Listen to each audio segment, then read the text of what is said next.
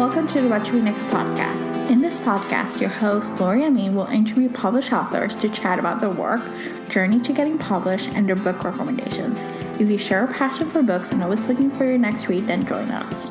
Welcome to the What to Read Next podcast. Today we have author interview Farrah Rochon, the author of The Boyfriend Project, which officially is today's publication day for this great book. Hi, Farrah. Hi there. So happy to have you here. So tell us a little about yourself. Well, first, thank you so much for having me. I'm really looking forward to this. And a little bit about myself. Well, I am a full-time writer and doggy mother to one little chihuahua. I love to travel. Anyone who follows me on social media knows that I am absolutely obsessed with Disney World and Broadway and my family. And I just like to, those are my things. Traveling, Disney, Broadway, chocolate. That's pretty much me. I love your Disney content, by the way. It inspires me. You should be like, oh, I should go to Disney sometime. So can't wait until I can get back there. Yes, I love it. I know. So what inspired you to become a writer? Writing is just something I've always done. I was always making up stories as a kid. Maybe I just like to lie. I don't know. But I was always making up stories. But I didn't intentionally set out to be a professional writer. I have a couple of degrees in psychology. I had all intentions of working in just in the business sector. As an industrial organizational psychologist. And then, but writing was just something I did as a hobby.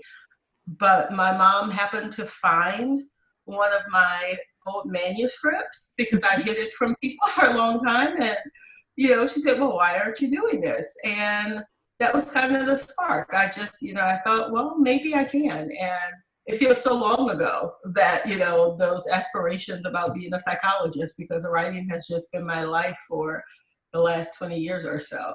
But yeah, it's, well, that's not professionally writing, but considering myself, on that track. I've been published for about 10, 12 years. I don't know. I don't math well, but it's been a while. So thinking about when you started, writing and just getting that journey to get your first book published, what was that like? Well, I kind of was on the track which people consider, normal. They say that you usually take about 5 years or so, and that's pretty much what happened with me. I joined Romance Writers of America back in 2002, I think, after going to a local library event with a local author, and she mentioned it. And, I just went about learning the craft, really, learning how to write. And it took about 5 years until I actually got an agent and then got my first book published with Dorchester Publishing. But yeah, it was a pretty, like I said, pretty much how most people consider it. You learn how to write, you get an agent, you thankfully find a publisher. So that was pretty much my journey. I love it. And so you write romance. So what do you like best about writing romance? It's all about the happily ever after for me. The uplifting part of our genre, the emotional part of it. That's just what I gravitate to. And, back when I was in college and grad school, I read more of the mystery and suspense. I loved when John Grisham first came out with his books. I gobbled them up. I still own all of them in hardback, and I read Oprah's book club, all of those books. I would always read them, but then I realized that I was always depressed after I finished. And I read romance a little earlier, but it wasn't until my sister, I credit her giving me an old Laverne Spencer. And I realized, oh, I really do like these books. Why am I not reading more of these? So that's how that was my journey to romance. And I love it. It's my favorite genre, not only to write, but to read. Mm-hmm. Yeah, there's something to be said about the happily ever after or the happy for now. There's like, Yes. it gives you an ending. It gives you some sort of like guarantee that there's going to be a good ending of some sort. So. Exactly. I love when authors torture characters and make you wonder how they will ever survive, all that they've been through. But the one great thing about romance is that they will. You're guaranteed that happy ending, so you can put them through the ringer and just know that it'll work out in the end. That's why I think, so many people gravitate toward romance, especially in times like this where we need some happy in our lives. So yeah. I love it. So let's talk about writing. Do you follow an outline or do you see where the story leads you? Oh, I'm an obsessive plotter. I wasn't always. My first two books I actually wrote by the seat of my pants. Okay. And anyone who has ever taken, because I teach workshops on my plotting and outlining process, people would not believe, I've gravitated from seat of your pants to as much as I plot, which I do now. But I do put a lot of work into my characters. I want to know as much about my characters and their personalities before I ever start writing a book. And I do a lot of storyboarding. I basically have every single scene plotted out before I ever start typing the actual book. It's a pretty intense process. Takes me several weeks. I wish I had the luxury of taking about a month.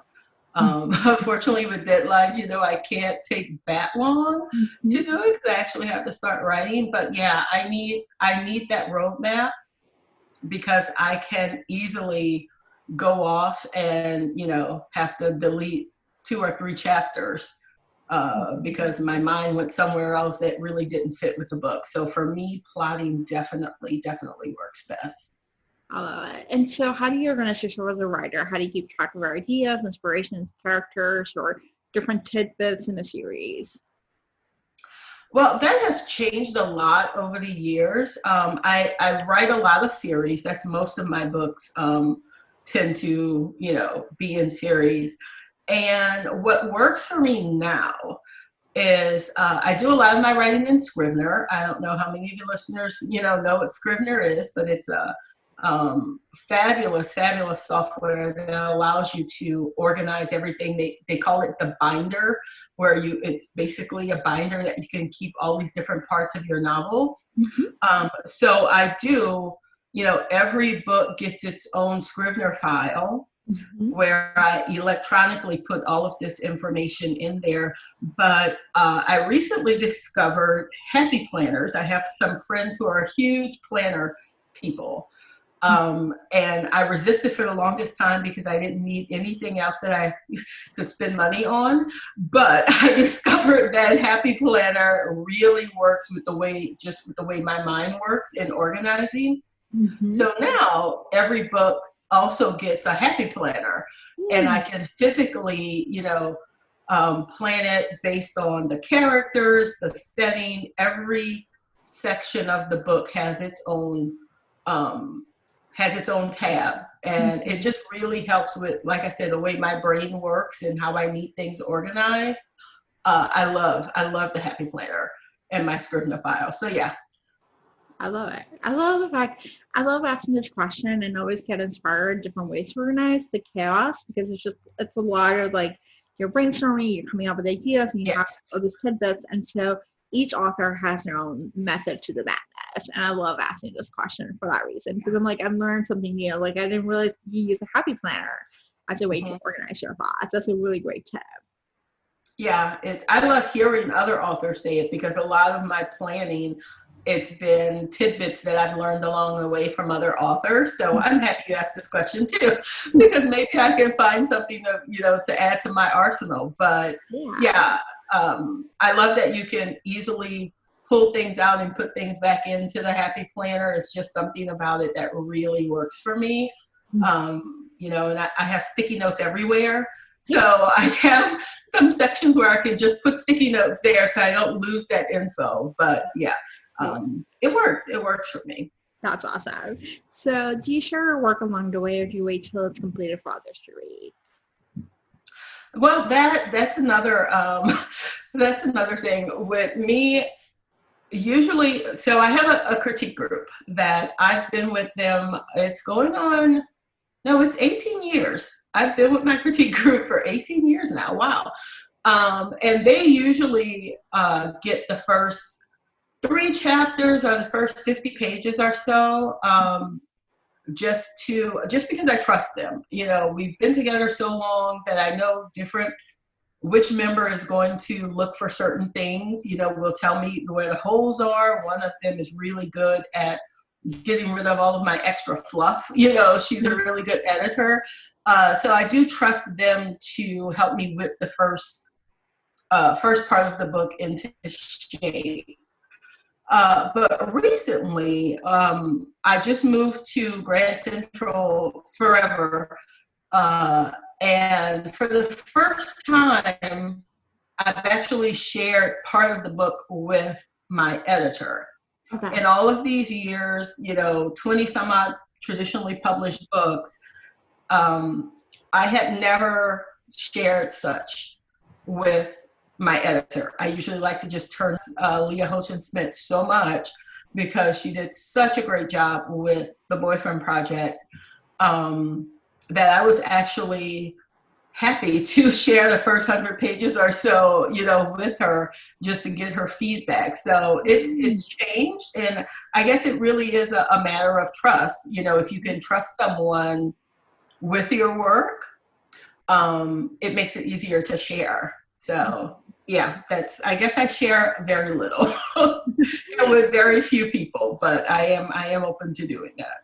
I like it. I like the fact you're, just the feedback. And this is such a unique process. And it's so individual. Like, not everyone wants to share. Sometimes you just want to wait till it's perfect. You go to do multiple drafts before it's ready to share. And other people are like, I have beta readers or I have critique circle. Like, each author has their own journey and their own level of comfort and their own circle of trust. So. Yes. And I know a lot of people do, they have beta readers, but I think, like with my critique group, again, with us knowing each other so long, I know some of them, some that don't necessarily like this trope or this plot line, so they may be harder on it. So I know to take that with, I won't say a grain of salt, but having that, if one of my critique group members tells me, oh no, I don't like this, you should change it, I kind of know the reasoning behind that critique, when I realize, oh wait, yeah, it's just that she doesn't really like this. Whereas a beta reader, you never know if is it really bad, something I need to change, or is it just not this person's jam? It's harder. So again, it's that trust. It's that trust in knowing someone. Yeah. So let's talk about The Boyfriend Project. What was the source of inspiration for this series? Well, in the book, it opens with these 3 women who discover via a live tweet. One character is tweeting about her date that she's on. And the other 2 women realize that, hey, I'm dating that same guy. And it actually, I got the idea because I'd seen similar things on Twitter, not this specific scenario, although I've learned since that this scenario kind of has happened on Twitter. I just happen to miss it. But I've been as drawn to live tweeting events as the next person. And I just thought, that would be a cool way to something to incorporate into a book. So blame my addiction to Twitter. That is what inspired The Boyfriend Project. So I guess it's not all bad to be addicted to Twitter. I love it. I think it felt timely as someone who's seen quite a few viral moments. It just felt like a timely book. and then it started to build relationships and fall in love, and just like it felt like contemporary. Like it's just Yeah. happening. Like this is real life. And so we live in a world where life tweets happen and viral moments occur, and we're just part of it. We're either a spectator, like just people watching it, or we're like, living it. So Yes. so you touched upon female friendships and how hard it can be to make friends as an adult. Samira meets her squad goal on this viral tweet moment. Why present an unlikely friendship in this novel as opposed to just already having a set of group of friends that they're just, going along for the ride? And that's usually how I am with my books. They have a best friend that's like the person who they lean on.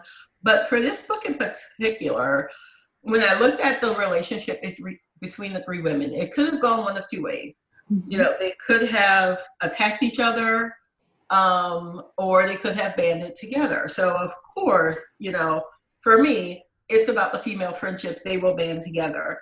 Mm-hmm. And I just thought that showing the three of them taking the high road, becoming these three people they could lean on, because they're all very independent women Mm-hmm. who just did not realize that this female friendship, that bond, was missing in their lives. Mm-hmm. So it just kind of organically happened for this book, where it was necessary for this book. So yeah, it's just one of those things where it just worked really well with this story. Yeah, it worked really well. I love the Samia question, even just going for a happy hour, because it's something that I struggle too. Yeah. I think like when you think about it, like you're so career-minded, you're looking at all this other stuff, you have a family life, you have all these different things, and you add friendships. They can be a great thing, they're a great addition to your life, but there's always a struggle of like just initially starting those friendships. Yeah. It's time, and it's something else you have to put work into, even, so you make that calculation. Is this going to take more from me than I'm going to get out of it? Mm-hmm. And that's that particular scene. I know I can remember exactly what you're talking about. That's what I was hoping to portray, where she realizes, yes, I need this in my life. Mm-hmm. So I am going to put in the effort to continue this, whatever this new friendship is with these three women, because she realizes that she needs it as much as she, as they will need her. Mm-hmm. And so, yeah, I think we all struggle with it. Do I really want to get out and have to put on regular clothes and do my hair just to go and hang out with these friends? I think we all question that. But then once we get there, we're with our friends and sharing all of, our struggles, our successes, we realize that, yes, it's worth it. We needed this. So that's what I was hoping to portray with the book, with those three women. So hopefully it does come across. It does. So thank you. So let's talk about Daniel. He's working undercover to catch a money laundering scheme. He's working in financial crimes in this specific unit within the Department of Treasury and all these different things. How much research did you conduct to get this kind of financial crime subplot right?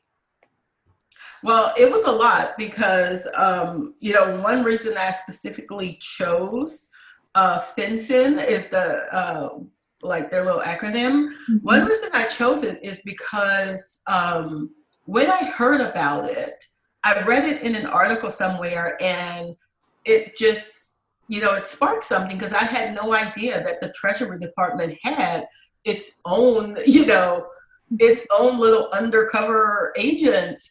And of course, it makes sense that they do because of the specific crimes, the financial crimes. But, when you read romance, we've all read about Navy SEALs, there's CIA, FBI, DEA.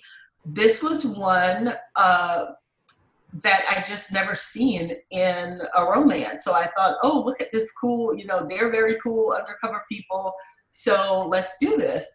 Mm-hmm. And it took a lot of research, of course, because I just had no idea what they are. But, when it's something that's brand new to me, and I I need to do all of this type of research. I don't even see it as work. It's just my curious mind finding, discovering something new. So while it was a lot of research, it was fun. It was fun learning about this, this portion of our government that I just had no idea existed. So yeah, I think they're really cool.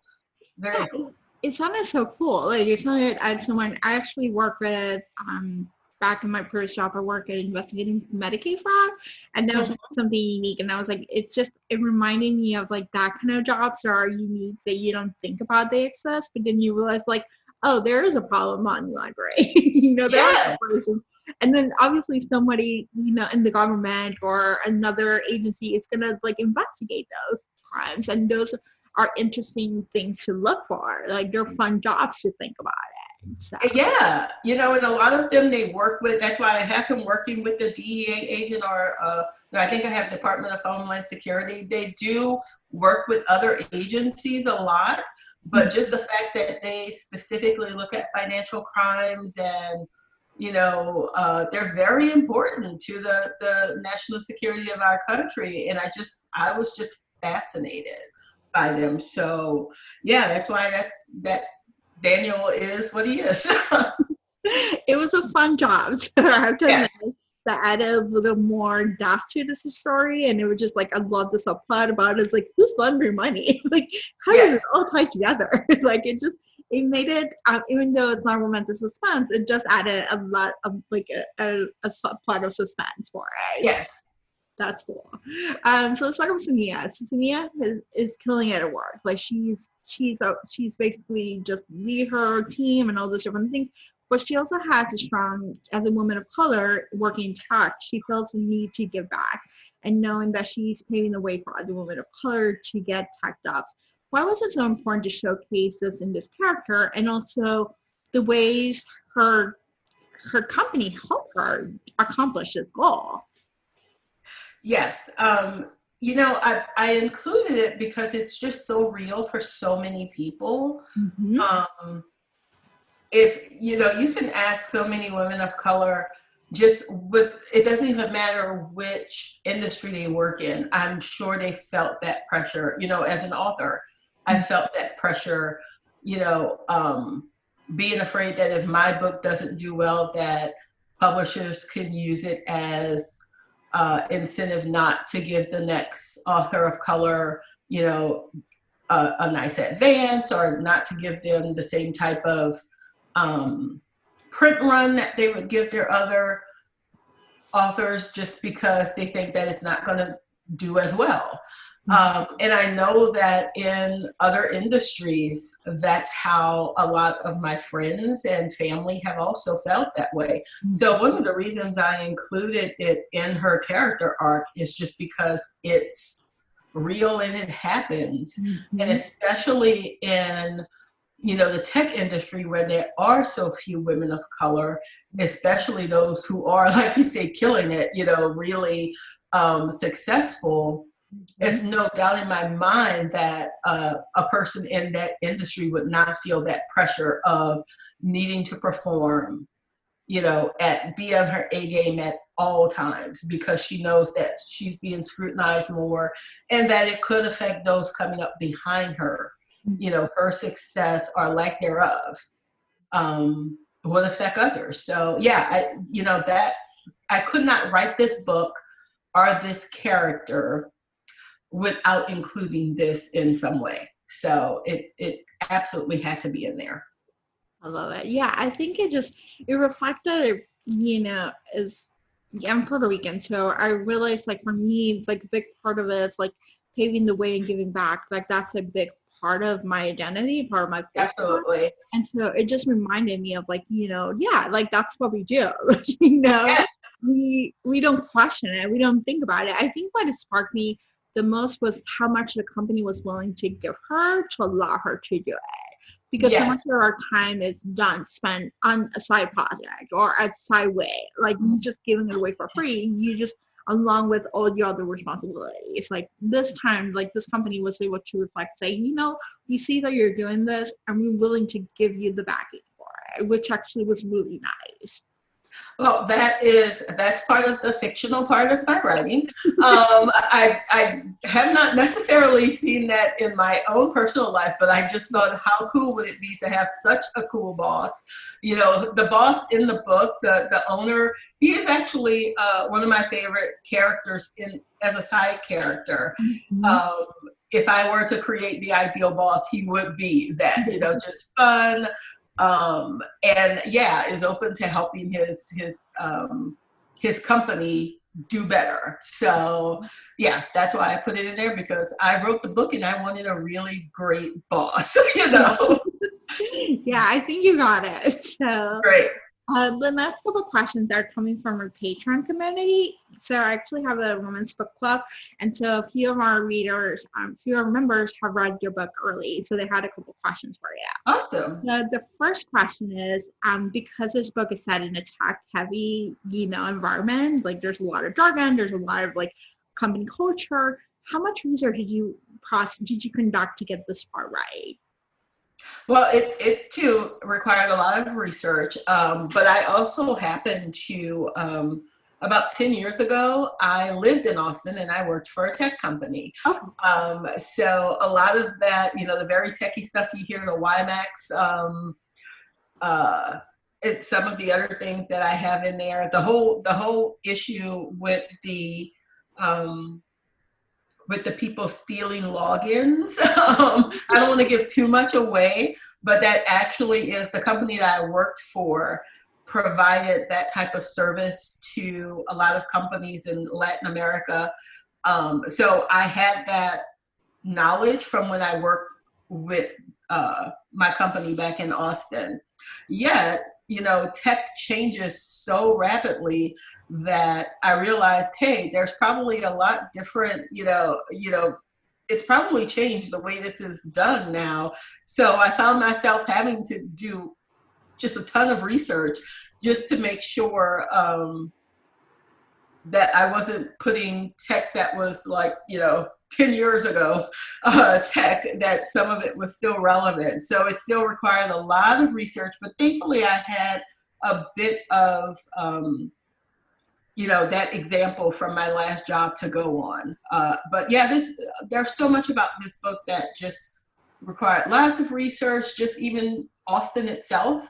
I had to go back and, I went for a research trip, just because that city itself has changed so much since I last lived there. So I've probably researched more for this book than any of the 30 some odd other books that I've written. But it's because I wanted to get it right. And I loved this story and I thought it was worth the extra research to do. And I'm very happy I did. The book said it felt like you were in a tech company. It was contemporary. It felt that you were in Austin, and it just felt like you were just part of the whole experience. Like you just got Yeah. and so it was definitely much more richer than just a regular woman's novel. There's just like, hero, heroine, just work on a regular job and just, fall in love and then, happily ever after. Like this felt like there was actually some depth about it. There was actually conversations about, current topics. There were conversations about like just a sense of what it's like to work in a tech company, like to deal with money laundering. Like there was some richness for it. So it felt really good. That's good. That means I did my job. That's exactly what I wanted. So great. Awesome. Awesome. So the Boyfriend Project was May's pick for Book of the Month. What has been the process like for your book to be selected as an early release?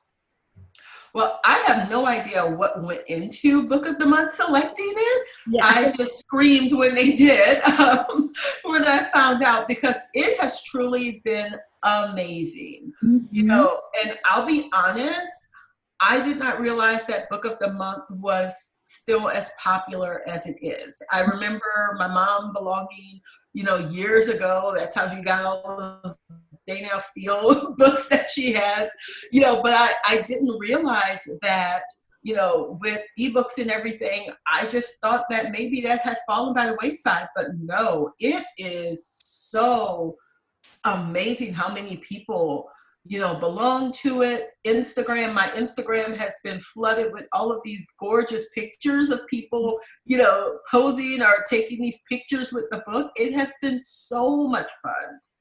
And I think that it has introduced my work to a lot of people who didn't know me. So, just as an author, it's been, great on so many fronts, just because, you've got people talking about the book and then people being introduced to your work. So I am eternally grateful for Book of the Month. It's been so awesome. Yeah, I think what it does, Book of the Month, that it just gives you gateway books for romance. I think for us, like, as romance readers, we're championing all these new books that are coming out, but it's also exciting whenever Book of the Month selects a romance book, because we know it's going to expand the audience. It's going to help other people who may not read romance be like, oh, this book's interesting, let me give it a try. And then realizing, oh my gosh, I got a backlist of books for me to pick up. Yeah. I hadn't even thought about them going to my backlist. Yay. I just thought, I've seen people have tagged me and they've said, it's usually not my thing, but the cover was so cute. I decided I'll give it a try. And that just makes me feel so good, knowing that people are willing to just give it a try. So yeah, it's so beyond my expectations. So grateful for it. Well, congratulations. That's an exciting feat. So, now we're going to go to a round of book recommendations. This is an opportunity to share with our audience what they should read next. What is your favorite genre? Romance, of course. So who are your favorite authors? Well, my very favorite author, I started reading romance years ago. So Judith McNaught, who doesn't really write anymore. She's had a book that was supposed to come out years ago. I don't know if we'll ever get it, but she has just remained my absolute favorite author of all time. So Judith McNaught would be it. I also love Sandra Brown and Laverne Spencer, authors of today. I love Alyssa Cole's books. I love Phyllis Bourne is a really great humor, romantic comedies. So yeah, there's some great authors out there. Love it. What are your top 3 favorite books of all time? Of all time, that would be Judith McNaught. Again, Paradise, Whitney, My Love, which I know some people either love it or absolutely despise it. It is one of my favorite books of all time, as problematic as it is. And Laverne Spencer's Separate Beds. It's one of my comfort reads, and I've been rereading it for like the 1000th time, I'm sure. But it's just one of those books that, it's what I cut my teeth on in romance. So they just always remain at the top of my list. I love it. What have been a book you read this past year or last year that you loved? Oh, well, I love one that just came out, Sajni Patel's The Trouble with Hating You. It just came out yesterday, I think. Yep. It is absolutely adorable. I loved it. I also love the bromance books, the bromance book club. I read that one last year, and it was great. Another is Sharina Harris, Imperfectly Happy. That one came out just a few weeks ago. It's more, in my opinion, of a Terry McMillan type book. It also is surrounded by friendships, but these were 4 college friends who 10 years later realized that their lives hasn't gone the way, they planned back in college. So, really good books. There's so many out there right now that are just fabulous. I love it. Tell us where we can find you online. Let's see. I'm everywhere. Unfortunately, I probably spend way too much time online. On Twitter at Farrah Rochon, same for Instagram at Farrah Rochon, and I also on Facebook I am Farrah Rochon author, I think, or just you'll see my face for my Facebook if you search for it. I also have a book club on Facebook. They're called the Rochonettes. So my fan club, we have lots of fun. So yeah, just look me up online or on my website, of course, I love it. Thank you, Farrah, for being on the show. Thank you so much. I had so much fun. If you enjoyed this podcast, feel free to share it with friends and share a review on iTunes. This is the best way to support the show. Want to join a romance loving community, make new friends, and get book recommendations? Join our Patreon Romance Book Club. For $5 a month, you'll be part of a virtual book club, an Instagram chat, and get monthly book recommendations. Please note I'll be donating 10% of the profit to a COVID-19 relief fund each month. To sign up, just join the link in the show notes. What to Read Next podcast is part of the Frolic Podcast Network. Find more podcasts you love on frolic.media/podcast. Thank you so much for listening. We'll be back in a few days with a brand new episode. Have a great day.